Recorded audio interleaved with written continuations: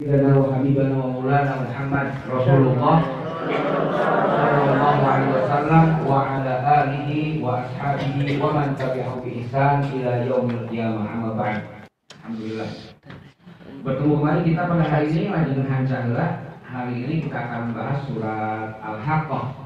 Ya, itu sendiri saja walaupun yang dibaca hanya perwakilan saja. 8 ayat ya dari surat yang dituliskan dalam Rasul Usmani ini, surat ke-70, surat ke-69 ya, ke-69 surat Al-Haqqah.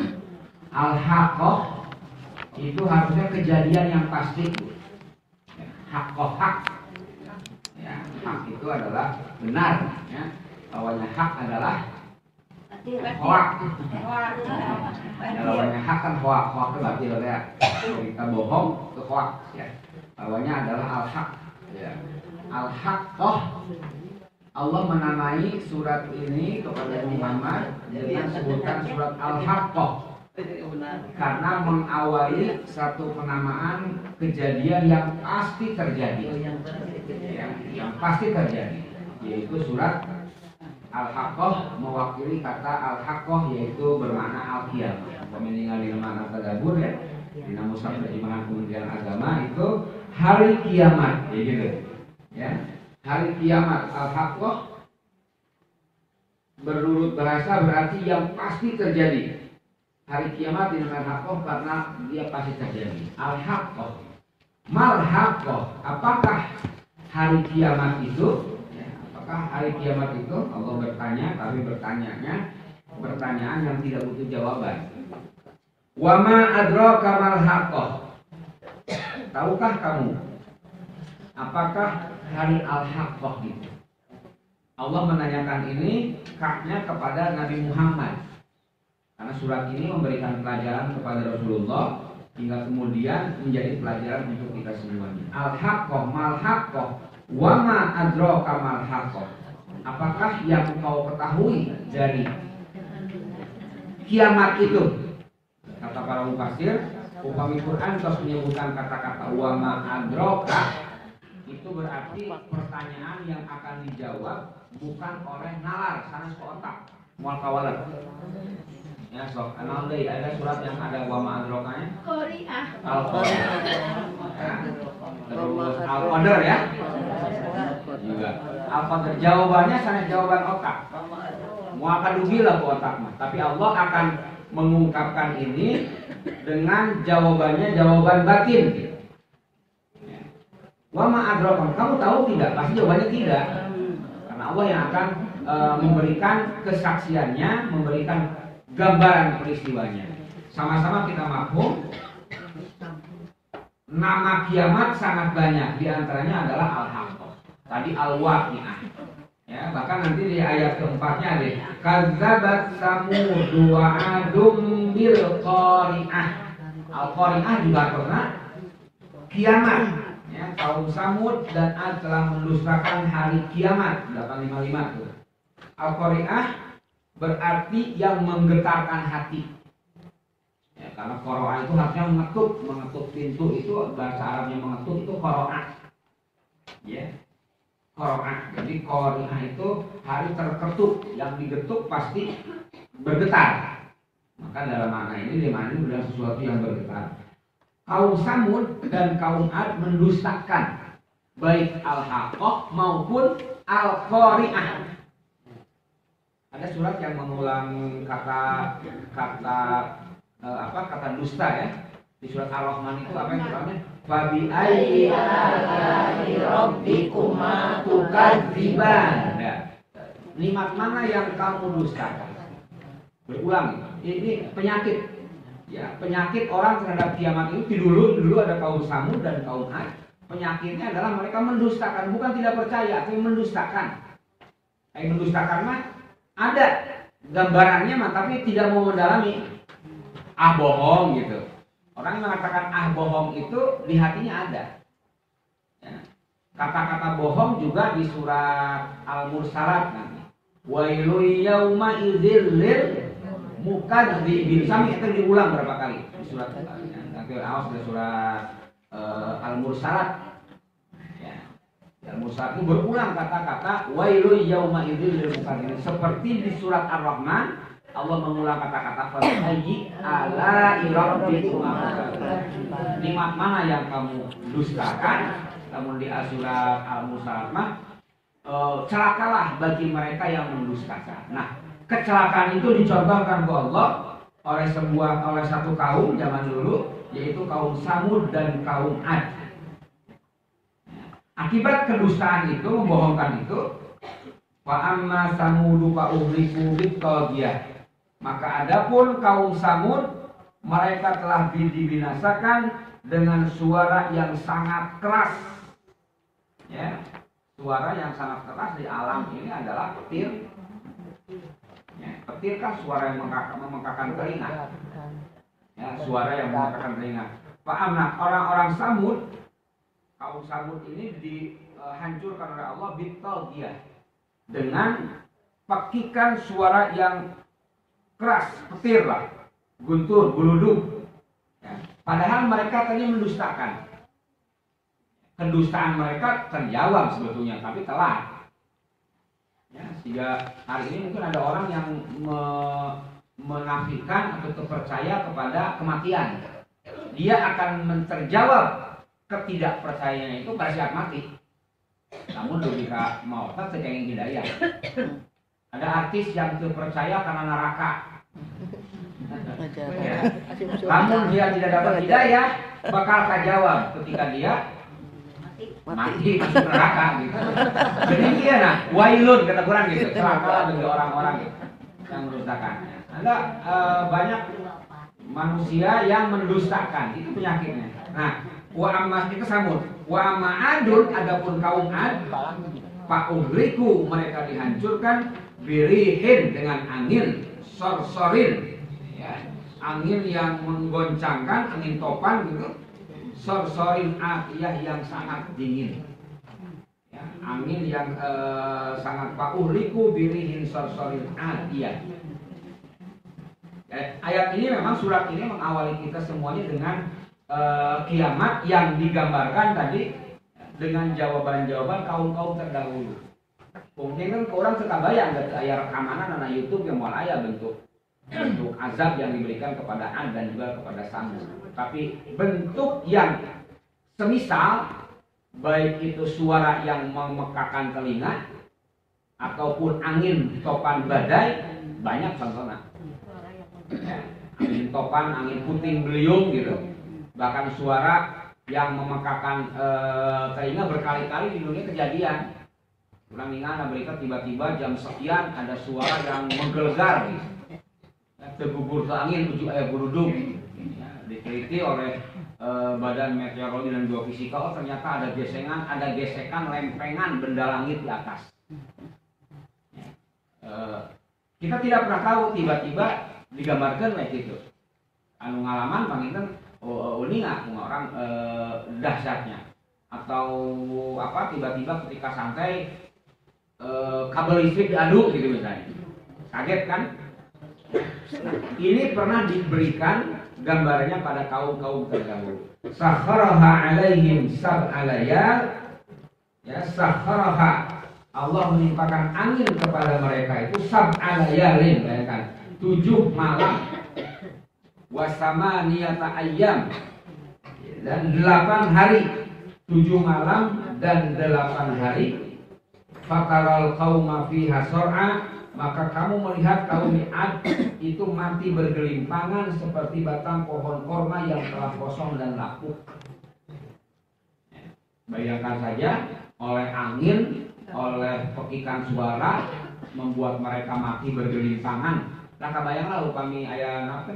Gunung meletus terus aya wedus gembel. Wedus gembel teh awan panas yang melintas di atas satu perkampungan. Tiba-tiba setelah itu ya bergelimpangan, orang-orang yang gosong terbakar. Sate pawang Gunung Merapi itu kamu ngurus? Apa Marijan? Apa sama Marijan? Apa karena gunung meletus, awan panas bergelimpangan. Marian dilebat di kamar mandi di rumahnya karena dia bertahan. Tapi ketika tsunami misalnya, ketika bencana-bencana, tiba-tiba banyak mayat berlimpah. Kebayang? Inilah Allah menggambarkan dahsyatnya gambaran yang Allah ceritakan kepada kita semuanya. Ya, digambarkan pada orang-orang terdahulu itu dugikan 7 malam 8 hari. Fahal tara lahum min baqiyah. Maka adakah kamu melihat seorang pun yang masih tersisa di antara mereka? Lagi pertanyaan yang tidak memiliki jawaban. Ketika kejadian itu, kalian akan melihat apa yang tersisa dari sebuah kejadian yang datang tiba-tiba, yang datang menghentak sekaligus. Inilah gambaran yang Allah berikan kepada kita tentang Al-Qiyamah dengan gambaran-gambaran yang diantaranya dalam kesempatan ini di surat Al-Haqqah. Ini gambaran saja bahwa makna 1 sampai ke 8 surat Al-Haqqah ini menjelaskan bahwa peristiwa kiamat sangat dahsyat. Kaum Samud dan Ad dimusnahkan Allah karena tidak beriman kepada hari kiamat. Kaum Samud dimusnahkan Allah dengan petir yang dahsyat. Kaum Ad dibinasakan dengan angin dingin yang sangat kencang selama 7 malam 8 hari secara berturut-turut, sehingga mereka mati bergelimpangan. Sebabnya itu, ini poin buat pelajaran kita semua adalah sebab mereka adalah ya, sebab itu, oleh karena itu ya, dan mengapa mereka tidak selamat. Lalu apa yang harus dilakukan? Berimanlah kepada hari kiamat, karena kiamat itu pasti terjadi. Ya, sebagaimana makna Al-Haqqah. Ya, sebagaimana makna. Lalu digambarkan itu hanya gambar ilustrasi saja. Mekah saja, kota Mekah. Gambar dulu ya Bu. Ya. Itu ada gambaran film bisa hancur. Ya emang Mekah mau hancur tuh kiamat pas ada juga. Ya, bangunan yang sekokoh ini, ya, bangunan yang sekokoh begitu tinggi, Mekah memang tanah yang tidak diceritakan pernah ada gempa. Makanya bangunan lagi dibangun luar biasa kayak kasir. Pasti orang akan melihat di Mekah itu, Ibu, area tanah dibangun kalau bertahanat. Iya bangunan disebut nanti jam-jam tower ya. Ya, tower jam-jam 120 lebarnya ya jam judulnya. Ya. Lebar jam ngumpul, layar jamnya itu 16 meter kali 16 meter. Jam ngumpul dan itu jadi patokan. Ya yang kita ceritakan, bangunan setinggi ini di bawahnya masih dari ejarnya. Dikurang mal langsung kontur tanahnya lemah dikurang. Ya. Tapi di Mekah karena area bebatuan itu kaluhur menjulang bangunan kehandap, ya, ditanam fondasi sekaligus terowongan. Teu aya kahariwan. Mengapa? Karena memang kontur Mekah tanahnya tanah bebatuan. Ya, tanah bebatuan. Tetapi ketika ini akan sampai pada kiamat, nanti semuanya akan hancur dan tidak terbayang sehingga seperti apa bentuk yang akan terjadi dengan bangunan yang ini teh menara ketiga terletak, menara ketiga tertinggi di dunia. Ya, jam-jam tower itu. Ya, saudara biasa naik tower lumayan. Ya, untuk naik dan perlu saya sampaikan bangunan ini adalah wakaf. Jadi ada istilah dengan wakaf Al-Suud, ya wakaf keluarga Raja Suud Saudi ya. Kalaupun orang Saudi kan Suud namanya. Karena Saudi Suud. Ini wakaf dari raja. Jadi bangunan seperti ini wakaf yang luar biasa. Saya kalau wakaf kemudian kita kan jadi gratis, aneh. Wakaf itu pengelolaannya tetap dibayar dan uangnya itu kemudian digunakan untuk ya berbagai macam kepentingan ya, dengan segala aksesoris dan segala-galanya deh. Nah, kita lihat Makkah itu memang kota yang paling tertib, kota yang paling teratur dan ada yang mengaturnya. Upami saurna di acara TV on the spot. Ya, on the spot itu ada 7 kota terbersih di dunia. Makkah terkalebet. Versi mereka mah. Kota terbersih itu yang pertama Swiss misalnya Pak. Ada New York, kota-kota terbersih di dunia yang 7. Tidak satupun negara Islam masuk ke dinya kurang diakui ya. Tapi untuk Mekah dibandingkan dengan kota-kota London, Washington, Paris, ya itu memang masuk kota bersih, tapi jumlah yang masuk ke situ tidak sebanyak Mekah. Jadi lamun bersih hanya wajeuna we. Mekah mah yang masuk itu jauh lebih banyak. Satu kali masuk biasanya bisa jutaan, 1-2 juta orang. Tetapi hampir sulit kita menemukan sampah yang dibiarkan lama, gitu ya, sama mah ya. Petugasnya, sistem kebersihannya luar biasa teratur. Nah, memang pasti sulit menemukan orang yang jujur untuk menemukan fakta ini, ya. Karena kejadian-kejadian di Mekah hampir tak ada berita kehebatan Mekah. Tapi sehebat-hebat Mekah tidak akan dikecualikan bagi kiamat. Kalau digambarkan gambar ini, menara itu akan hancur, gedung-gedung akan meledak dan lain sebagainya. Tidak terkecualikan. Komo, gitu ya. Apalagi urang.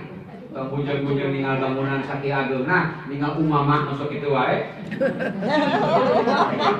Saya ibunya lamun aya gempa 8 skala Richter. 5 skala Richter. Komor siga di Palu mah aya palpuasi naon. Bumi itu tiba-tiba ujung terbuka dan masuk sadaya. Alhamdulillah, mudah-mudahan Allah senantiasa menjaga kota Mekah ya. Karena kota ini menjadi kota target, kota cita-cita. Setiap orang beriman pasti mencita-citakan ini. Nugadugu wewengkon, pemangku wilayah telah ngatur.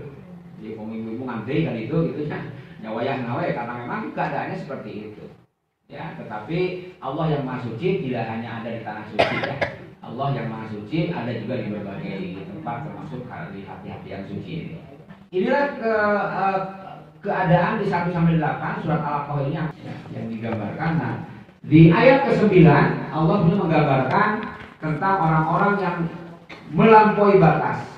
Lamun kalimat tauhiyahnya itu adalah sorsor, ya, kemudian kaum Ad dan kaum Samud.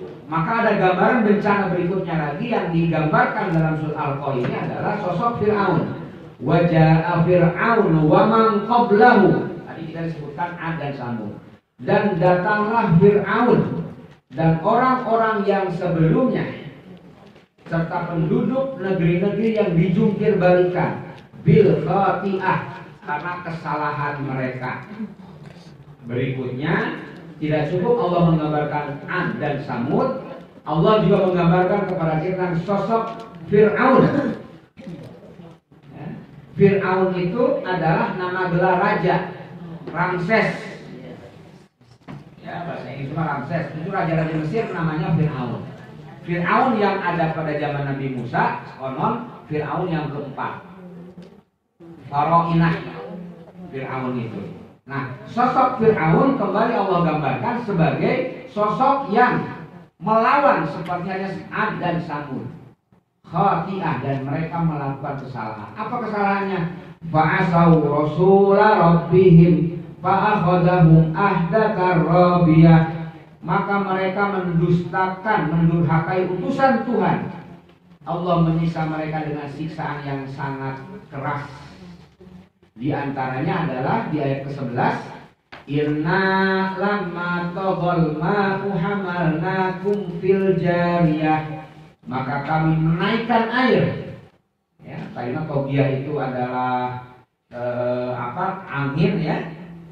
Togiyah itu surat kelima itu adalah angin yang sangat keras. Maka pada angin dingin yang sangat keras, maka pada ayat ke-11 Allah mengungkapkan yang bukan keras, yang bukan hanya angin tapi ma. Inna lamma taghal ma'u, air yang keras, guncang ya. Air yang memakan apapun yang ada di hadapannya. Tsunami lah gampang. Ada tentang tsunami 2004 ya Aceh itu. Ya, saya gitu. Sampai Masjid Baitur Rahman dikelilingi air. Ini ada gambar sebenarnya Ka'bah menuju di kebanjiran ya. Tahun 1941. Ka'bah we takut kebanjiran. Terkabayang punya orang ayah, kamu kok bisa banjir Ka'bah gitu ya. Tapi kalau Allah berkehendak biasa. Mekah itu kan mangkok, siga Bandung Mekah itu. yang dikelilingi bukit, jadi lamun dikucurkan air ya habis. Kakeum. Bandung itu maka disebut bendung, Bandung itu tina kata bendung. Jadi tempat nampungna air. Ujungnya tilasnya masih ada di Raja Mandala, Bukit Kapur. Itu kan bawahnya kapur-kapur, itu dasar laut kan kapur. Tangguh kapur. Kapur itu batu-batu karang yang di bawah. Zaman purbana kapurna air mengumpulkannya sanes laut danau lah. Ujungnya di Balai Endah.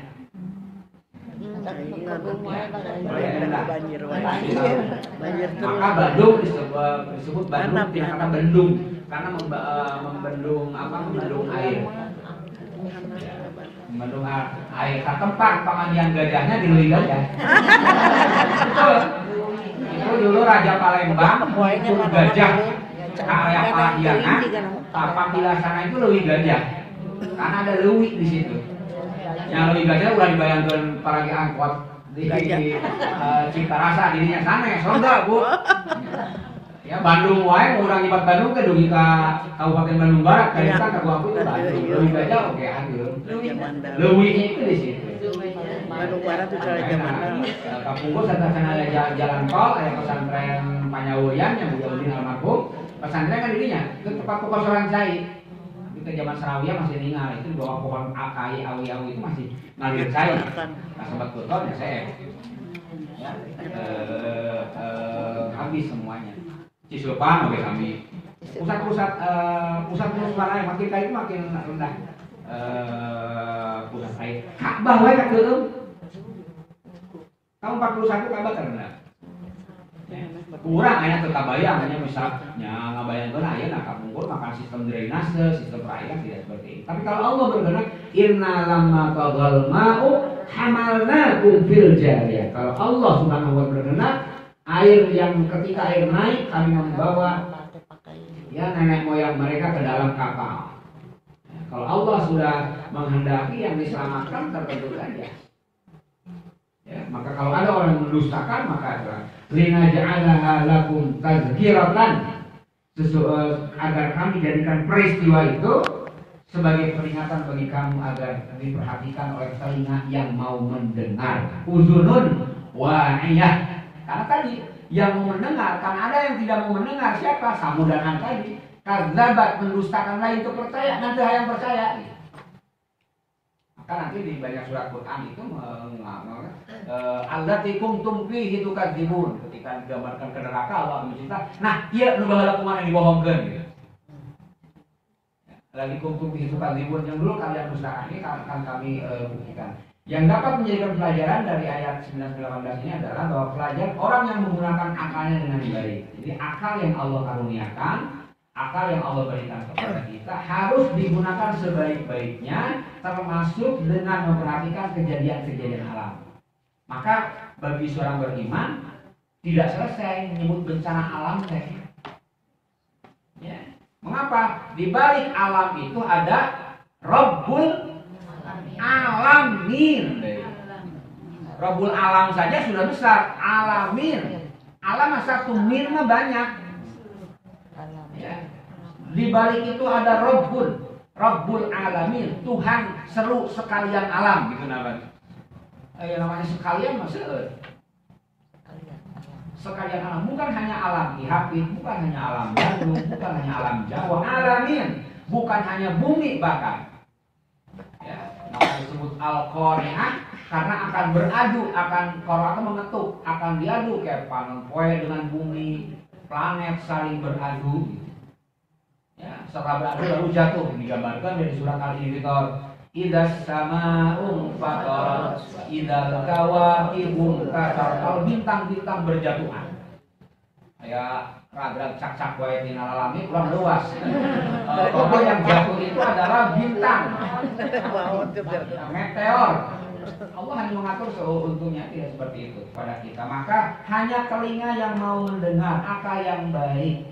Kejadian alam itu tidak dipandang sebagai peristiwa alam, tapi ada Rabbul Alamin.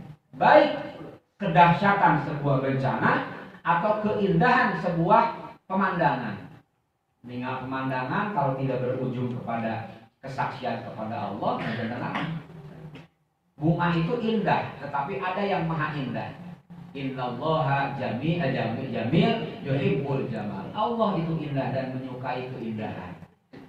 Saat kita melihat keindahan, ujungnya mengucapkan subhanallah. Itu kan ya? Ketakjuban kita berujung kepada Allah. Menangkar luas. Apa yang mengungkapkan? Innalillahi. Allah kan astagfirullah. Lah, semua kembali kepada Allah Subhanahu wa taala. Apalagi pamit Mekah yang mudah-mudahan lah Mekah menjadi tempat yang terpelihara. Naik kalau pang jambungna lah di penginapan. Tinggal keluar itu kita masih ada di bawah jam-jam tower itu. Tapi uyuhan bukit yang begitu gersang, bukit yang tidak tumbuh tanaman, kok bisa ada kehidupan? Dari yang tanah mati saja bisa hidup, apalagi hidup dimatikan gampang bisa kan? Ngarusak kan lebih gampang daripada ngomean kan? Lebih ngarusak itu lebih gampang. Allah membuat sesuatu menjadi hancur akan jauh lebih mudah dibandingkan dengan gambaran Allah ketika menciptakan itu. Siti Hajar dengan kisah air jam-jam ya cukup dahsyat. Sekarang lebih dahsyat lagi. Air jam-jam yang tidak pernah kering, air jam-jam yang mengalir kemana-mana, ya ke sedunia, ke halaman, semua gitu. Itu lebih hebat lagi. Sekedar Nabi Ismail menggesekkan kaki jadi air jam-jam belum seberapa dibandingkan dengan jam-jam yang terus mengalir, tuh digesek unggul keluar air gitu Nabi Ismail. Sekarang masuk ke dalam tanah. Tahun 90-an saya masih melihat di bawah di sekitar Om Ibrahim itu masih ada 3-4 tangga. Itu kantor haji tahun 80 itu banyak. Ke pintu Ka'bah, kemudian ada makom Ibrahim, itu ada tangga ke bawah. Ya kita bisa minum. Setelah putaran ke-7 kita turun Kampung Kurma. Kita masih ada pokoknya paralon besi masuk ke dalam. Airnya pasti biasa. Sekarang tidak bisa, sudah ditutup ya, karena kebutuhan jamaah lebih penting dibandingkan yang jam-jam dialirkan ke luar, bahkan dulu ke pasar baru jam-jamnya gitu. Botolan. Baru di Kormana terus dulu di UIN itu di Cibiru di kampus tapi pohon korma buahan tuh. Sekarang malah ada proyek perkebunan korma di Badan Desa Bibitna. 200.000 satu bibitna bro. Beli hayam kurban onta terus ayam peternakan di Bogor 36 juta harganya. Di hayam bayangkan Allah membuat keindahan itu begitu terencana, begitu terencana. Apalagi sekedar menghancurkan. Ka'bah saja pernah digambarkan terendah.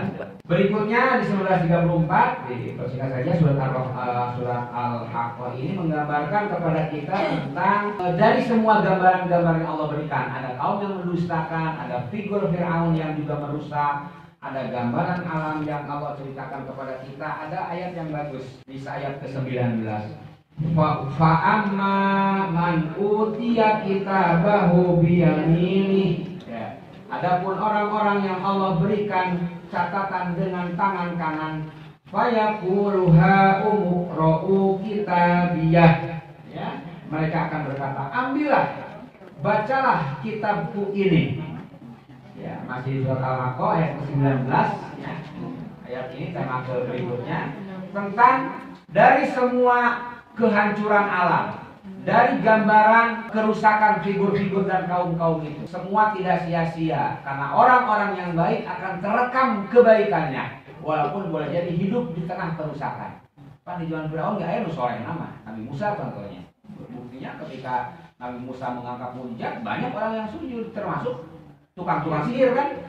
Firaun ke alim tobat hese hingga akhirnya matinya nanti buruk seperti minum cai laut ya, akhirnya. Tapi kan sebelum itu ada orang-orang yang ketika Nabi Musa mengumumkan mujizatnya mereka sujud termasuk tukang-tukang sihir itu. Jadi ada potensi orang-orang soleh. Kalau tidak ada Musa alaihissalam pasti kebaikan itu akan tersembunyi terus. Maka kebaikan mesti munculnya gitu ya. Karena naluri kebaikan itu semuanya ada. Ulang teresep karena kasayang mah nang kadang-kadang ketutupan kuga gorengan. Apakah ada di kita atau di batur gitu. Tetapi ketika ada yang mengajak, maka Allah minta jangan sia-siakan ini. Di padang mahsyar nanti manusia akan terbagi dua. Pertama, ada orang-orang yang diberikan catatan kitab oleh tangan kanan. Allah mengatakan, "Ha umukro kitab ya. Nih bukumu." Gitu. ini adalah bukumu. Inni dzanantu anni mulaqin hisabiyah. Sesungguhnya aku yakin bahwa suatu saat aku akan menerima perhitungan terhadap diriku.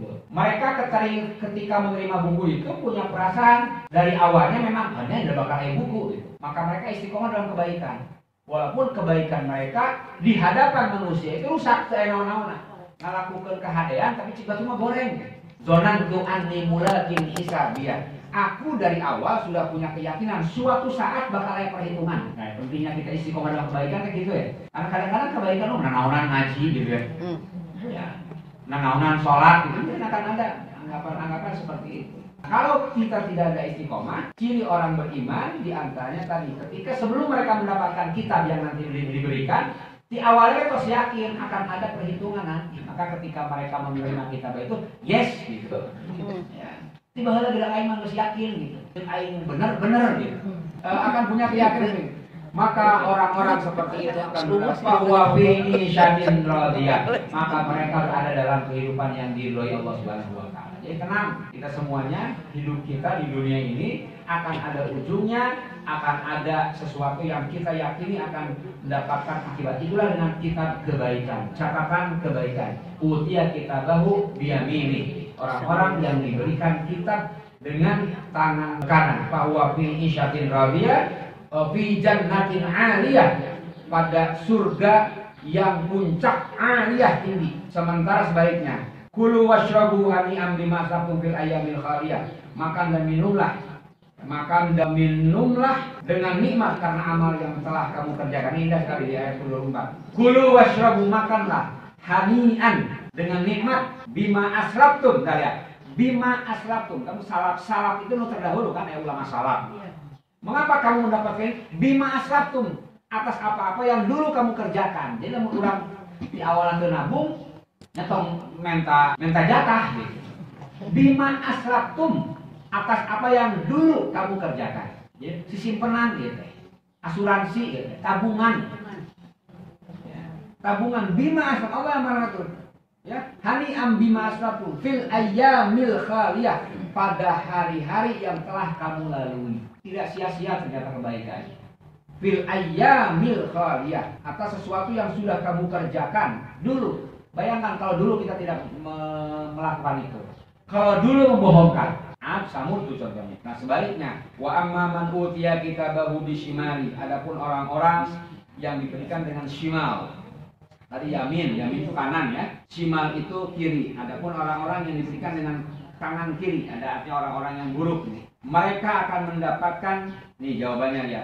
Walam adri ma hisabiyah, aku tidak mengetahui bagaimana perhitunganku. Ya laitaha kanatil qadiyah. Ayat 27. Wahai andai saja kematian itu segala sesuatu yang menyudahiku. Mati itu sakit, sakaratul maut itu sakit. Ketika mereka mendapatkan hal yang lebih menyakitkan, mendapatkan azab, diabdikan ke pintu neraka, mereka mengatakan, ya laitaha kanatil qadiyah. Cukuplah kumawat ini sendiri ulang teh. Sekarang dihadapkan ke neraka. Jadi penyesalan itu akan dihadapi nanti. Ayeuna urang biasa nulis telah meninggal dengan tenang. Kita yang menulis anu ngaroskeun mah bahwa alam teh.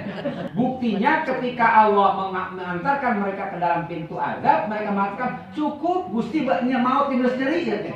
Cukup kematian ini yang menyudahi rasa sakitku. Ku ingin sendiri. Berbeda dengan orang-orang yang dipanggil dengan ketenangan. Ya ayyatuhan nafsul ma'inna irji'i ila rabbiki radiyatan mardiyah. Pulang. Kembali. Tadi ya digupai.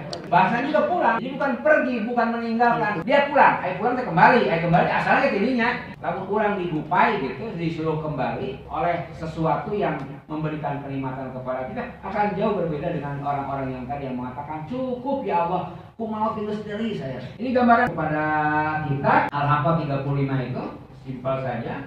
Ayat menurut sebelumnya. Nah ini baru gambaran tentang dahsyatnya neraka. Halaka anni sultaniya futuhu fagullu summa jahimu sallu summa fi silsilatin dar'una dira'an fasluku. Nah ini ayat tadaburnya yang dulu saya garis bawahi. Kemudian belitlah dia dengan rantai yang panjangnya 70 hasta. Ungkapan ini mengisyaratkan bahwa khusus peringatan keras akan jenis azab yang akan ditimpakan. Jangan diberikan kepada dia selain rantai khusus, rantai lagi khusus. Silsilatin dar'u hasabun dira'an fasluku. sehingga terkesan siksaan ini sebagai sesuatu yang paling mengerikan. Belitlah zira'an fasluku, maka belit dulu. Ini mah Allah mencari rantainya dulu untuk menggambarkan dahsyatnya alat yang akan digunakan untuk menyiksa orang-orang yang durhaka ini. Innahu kana, kunaon mereka begitu? Innahu kana la yu'minu billahil azim, ayat 33. Sesungguhnya dialah orang-orang yang tidak beriman kepada Allah yang Maha Besar. Wala yahuddu ala ta'amil miskin. Ini nyambung biasa ayat-ayat keimanan. Ya, jadi di antara cara untuk menyelamatkan diri kita dengan gambaran api neraka yang sangat menyedihkan itu adalah dengan keimanan kepada Allah Subhanahu wa taala. Surat Al-Haqqah ini terakhir 38 sampai 52 dalam hal yang terakhir yang menyimpulkan saja. Nah, ini baru ayat kita masuk walaisa lahu yawma jelas ya. Di surat ketiga ayat ke-38 baru kita akan bertemu lagi ya dengan ungkapan fala uqsimu bima tubsirun, maka aku bersumpah dengan apa yang kamu lihat dan demi apa yang kamu tidak lihat. Di 40 baru nih kesimpulan terakhir. Sesungguhnya Al-Quran itu innahu laqaulu rasulin karim. Sesungguhnya Al-Quran itu benar-benar wahyu yang disampaikan kepada Rasul yang mulia. Kan tadi didustakan dah oleh Ad dan Samud. Allah mengutus pada bagian akhir risalah nubuwah itu laqaulu rasulin karim, ungkapan Rasul. Wa ma huwa biqauli syair, itu bukan syair. Wala biqauli kahin, bukan juga ungkapan dukun. Baik pesulap merah, hejo, koneng, bukan ungkapan itu. Kan orang kadang-kadang terkesima dengan kejadian sihir itu kan di situ. Hebatan dukun itu kan mengemas sesuatu yang terlihatnya menakjubkan mata gitu. Nah, Quran itu wala biqauli kahin, bukan ungkapan orang-orang yang lain. Nabi Muhammad mengungkapkan sesuatu yang dahsyat luar biasa, sesuatu mukjizat kan jarang-jarang. So, dan mukjizat dan mukjizat itu dikeluarkan untuk orang-orang yang tidak percaya. Dan bagi orang iman maka pada ayat mukjizat ukurannya percaya orang. Abu Bakar ketika diceritakan Isra dan Mi'raj, aman tuh imannya Abu Bakar langsung membenarkan. Tapi ada banyak orang-orang kafir kudu ku mukjizat lah namanya percaya. Ya, jadi mukjizat itu bukan untuk orang-orang beriman. Mukjizat itu untuk orang-orang yang tidak kecuali mukjizat yang abadi, Al-Qur'an. Karena satu-satunya mukjizat yang tidak selesai, yang terus berkepanjangan, Quran. Nusa itu nggak sekalian. Berapa kali Nabi Musa melontarkan tongkat jadi ular? Sekali. Untuk icalan tongkat jadi ular gitu ya. Berapa kali Nabi Muhammad mengeluarkan air dari tangannya ketika sahabat kehausan? Sekali. Mukjizat itu sadarnya sekali, tidak berulang-ulang dan tidak dijanjikan. Mukjizat yang abadi itu hanya Quran. Innahu laqaulu rasulin karim. Maka Al-Quran ini menjadi bagian penutup di surat Al-Haqqah ini. Al-Quran adalah pelajaran bagi orang-orang bertakwa dan kerugian bagi orang-orang yang kafir. Sekarang bulan Shofar, nah ini ada yang bagus, ada hadis begitu mendengar. Karena tauhidnya Shofar itu safar mas, nama mesin. Ada seorang safar, ini Shofar. Kan ditulisnya di kalender pakai H-nya, SH. Nah, ada O, ada A. Kita mau monitor kayak SH berarti sos berarti. Orang menyebutnya Shofar lidah kita. Kalau di Indonesia jadi safar. Shofar itu harusnya 0, sifar itu harusnya 0, kosong. Mengapa disebut Shofar? Karena Mekah itu kosong. Jadi sejarah kampung itu bulan Shofar itu kosong mau Mekah teh. Ayo napi teh. Ya, penuh umroh, penuh berbagai kegiatan.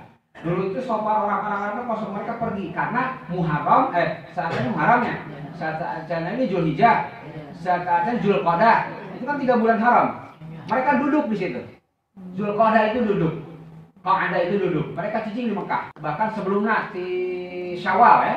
Zulqa'dah itu hafid kan ya, Syawal hafid terhitung. Syawal mereka sudah menggantungkan pedang ke mana-mana. Zulqa'dah mereka duduk ke mana-mana juga. Zulhijjah mereka haji. Muharram bulan haram, maka mereka masih berada di situ. Mereka mulai meninggalkan Mekah pada bulan Shofar. Maka Mekah itu kosong. Karena kosong lalu kalender menyebutnya bulan Shofar. Nah dalam hadis ada ungkapan Shofar ini. Jadi jangan dikaitkan dengan bulan siang. Karena itu malah tradisi jahiliyah. Nah Shofar itu ada kosong. Dina hadis ada inna asfarul buyut. Gitu bahasanya. Inna asfarul buyut. Sesungguhnya rumah yang Shofar, rumah yang paling kosong, labaitus sifri, adalah rumah yang nol min kitabillah, dari kitab Allah. Rumah yang kosong, rumah yang sofar, rumah yang tidak berkah bahasa gampang, adalah rumah yang di dalamnya kosong dari bacaan Quran, bahkan kosong dari Quran. Itu ayat Quran aja. Ayat cenah HP, jadi nyebutnya ayat HP dari Quran. Dia HP ya, dia HP ayat Quranan, tapi kan nyebutnya HP. Ayat aplikasi Quran gitu, tapi nyebutnya web benten rumahnya. Jadi ingat iya Quran ini walaupun ada di rumah. Ya, walaupun di dalam bayangkan ayat pembatas buku, ayat catatan hutang misalnya. Tapi kan dari surat dompet. Surat gade selipkeun. Tapi Quran ini juga sama nya HP ya mah gitu. Maka nyana ieu kudu henteu aya Quranan. Lah HP ieu mah sanes Quran gitu. Ya. Ini nah inna asqarul buyut kalau hadis Tobroni itu sesungguhnya rumah yang sofar, rumah yang kosong, rumah yang subung dari keberkahan, la baitu sifri, ada rumah yang nol min kitabillah, dari kitabullah. Ya, maka bulan Safar yuk gitu ya. Saya suka unggul sama ya. Kembali sadarkan tentang Quran yang ada di rumah-rumah kita. Bacaan Quran. Ini abdi kamari haji motokeun ini rumah kami. Ini Quran zaman Utsman, ini batu. Abdi di museum jadi pengen umroh ke Masjid Nabawi. Di sebelah kiri itu ada ayat, di sebelah kanan pintu ke-28 itu ada perpustakaan mau mahasiswa. Di sebelah kirinya mah ada museum peninggalan benda-benda kuno. Di antaranya Quran ini. Ya Quran dina bacaan anak ditemukan saat Mekah kebanjiran, lalu ada batu yang tina pasir yang tersibak, ada batu ini. Quran dihubungkan, dimungkinkan Quran yang tersimpan sejak zaman Nabi Muhammad. Ini batu juga tidak seluruh Quran, tidak hanya beberapa ayat saja. Sedemikian para sahabat dengan kekuatan hafalnya masih menyimpan mengabadikan Quran dalam tulisan batu, padahal hafal nulis mushaf batu. Nanti ibu-ibu katoib ya menurut anu umroh jalan juga tong hilap ada museum. Tapi motokeun paling ujung itu tulisan Quran zaman Utsman bin Affan. Kabarnya Quran di jauh sana aya di Uni Soviet yang masih bersibah darah karena Utsman bin Affan wafatnya ketika dibunuh ketika membaca Quran. Luar biasa perhatian kita kepada Quran, maka orang hanca ya Quran yang sedang kita baca ini ya menghirapnya itu surat Katilu. Pentingnya Quran itu luar biasa. Peninggalan terdahulu. Abi ka Sumedang, satu ilustrasi kamari ka Sumedang di Kesultanan Sumedang di keratonnya itu ada mushaf tahun tulisan sekitar 200 tahun yang lalu. Tulisan para ulama mushaf Sunda namanya. Ditulis ku putra atau keluarga Pangeran Gesan Ulun di Sumedang. Para ulama itu luar biasa bu, nulis Quran itu sampai ditulis sekian banyak kitab pada Quran, ada sholawat, ada yang ditulis dengan tulisan Arab, ada kertas yang hampir berlaku. Ya, kita mentradisikan tulisan Quran diantaranya itu bukan hanya memelihara fisik, tapi juga memelihara hati kita. Ya orang memelihara fisik kejantan Quran terus dianya dicetak dengan berbagai bentuk rupa, dibuat dalam aplikasi di HP